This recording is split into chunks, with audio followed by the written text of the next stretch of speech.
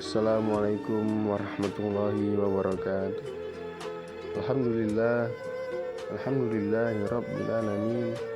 Wahdahu wassalatu wassalamu ala asrafil anbiya'i wal mursalin wa ala alihi wa sahbihi salam ajma'in. Amma ba'd. Puji syukur mari kita panjatkan puji syukur kehadirat Allah Subhanahu wa taala yang masih memberikan kita nikmat kesehatan serta kesempatan. Maka daripada itu salawat dan salam yakni huruf junjungan Nabi besar kita Muhammad sallallahu alaihi wasallam yang bernafaskan Allahumma salli ala sayyidina Muhammad wa ala alihi sayyidina Muhammad. Baiklah, saya Hasan Al-Munawwar Siregar akan menyampaikan suatu ceramah singkat yang berjudul tentang kematian. Hadirin rahimakumullah, keyakinan anu beriman akan adanya kehidupan sesudah kematian yang menyebabkan dirinya selalu berada dalam mode standby menghadapi kematian. Ia memandang kematian sebagai suatu keniscayaan, tidak seperti orang kafir yang selalu saja berusaha untuk menghindari kematian. Orang beriman sangat dipengaruhi oleh pesan Nabi Muhammad SAW bersabda, banyak-banyaklah mengingat penghapus kenikmatan, yakni kematian. Hadis riwayat Tirmidzi 2229. Hadirin rahimakumullah. Lantas bila mana Ali radhiyallahu anhu pula yang berkata, dunia pergi jauh dan akhirat datang mendekat. Karena itu, jadilah kalian anak-anak akhirat, jangan menjadi budak-budak dunia. Sekarang waktunya beramal dan tidak ada penghisaban, sedangkan besok waktunya penghisaban, tidak ada amal. Bagaimanakah kematian orang beriman? Dalam sebuah hadis, Nabi Muhammad SAW bersabda, orang beriman meninggal dengan keningan penuh keringat. Hadis riwayat Ahmad. Maka daripada itu dapat kita ambil keteladanan dari kematian Khalifah Umar bin Khattab radhiyallahu anhu.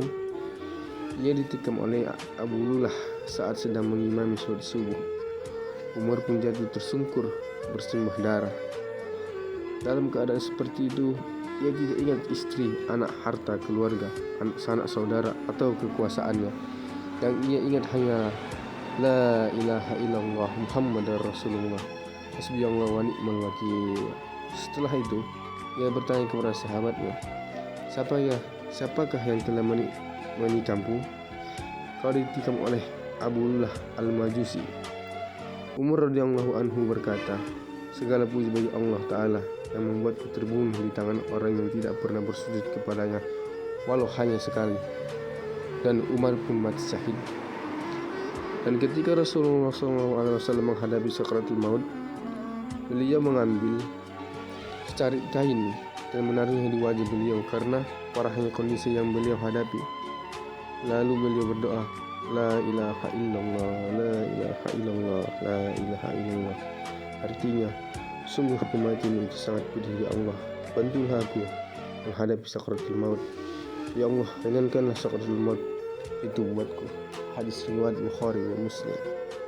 Hadirin rahimakumullah, marilah saudaraku, kita mempersiapkan diri menghadapi kematian dengan segera bertaubat, mohon ampun dan rahmat kepada Allah Ta'ala sebelum terlambat.